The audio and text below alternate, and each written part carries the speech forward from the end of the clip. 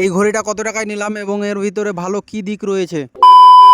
Hello বন্ধুরা, আমি এখন যাচ্ছি মাথার চুলগুলো কাটিং করার জন্য সেলুনে। তাই আমাদের ড্রাইভার বন বন করে স্টিয়ারিংটা ঘুরিয়ে দিল আর আমরা এখন চলে যাচ্ছি মার্কেটে। সোনালি রোদ্দুরে সবুজে প্রান্তরে,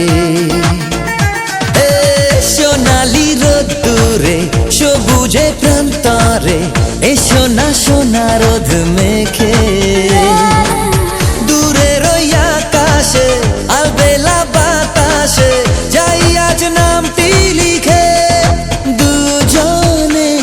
তারপরে কিছুক্ষণ গাড়িতে চলার পর আমরা কিন্তু এসে পৌঁছে গেছি মার্কেটে। আর আমি কিন্তু চলে যাচ্ছি এখন সামনে দোকানের দিকে। দোকানে এসে কিন্তু আমি দাঁড়িয়ে গেলাম আয়নার সামনে। কিন্তু নাপিত দাদা আমাকে জোর জবরদস্তি ধরে বসিয়ে দিল চেয়ারে। আর চেয়ারে বসেই কিন্তু আমার মাথায় মেয়েদের দু চারটা কাঁকড়া গুঁজে দিল। তবে কাঁকড়া গুঁজতে গুঁজতে আমার মাথায় যতগুলো জঙ্গল ছিল সবগুলো করে দিল সাফা।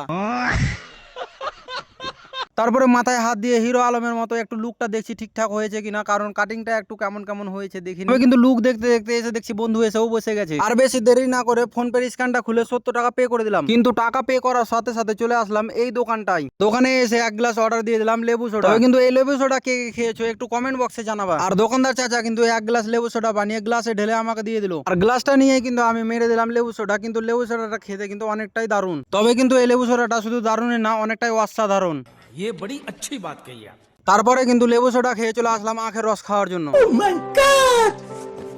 কিন্তু আখের রস খেতে এসে এখানে একটা সমস্যায় পড়ে গেছি। আখের রস বেরোচ্ছে না, কিন্তু এই চাচা ছাড়ছেও না, বারবার করে মেশিনে ভরেই যাচ্ছে। তারপরে হালকা করে মন খারাপ করে এক গ্লাস করে রস নিয়ে দুজন মিলে চিয়াস মেরে আবারও মেরে দিলাম সম্পূর্ণটা। আর এক গ্লাস করে রস খেয়ে সোজা চলে আসলাম ঘড়ির দোকানে একটা ঘড়ি নেওয়ার জন্য। আর ফাইনালি এই ঘড়িটা কিনে নিয়ে ফোন পেটা ওপেন করে 300 টাকা পেমেন্ট করে ফাইনালি আমরা এটা ঘড়ি নিলাম, দাম পড়লো মাত্র 300 টাকা, যেটা আপনারা স্ক্রিনে দেখতে পেলেন।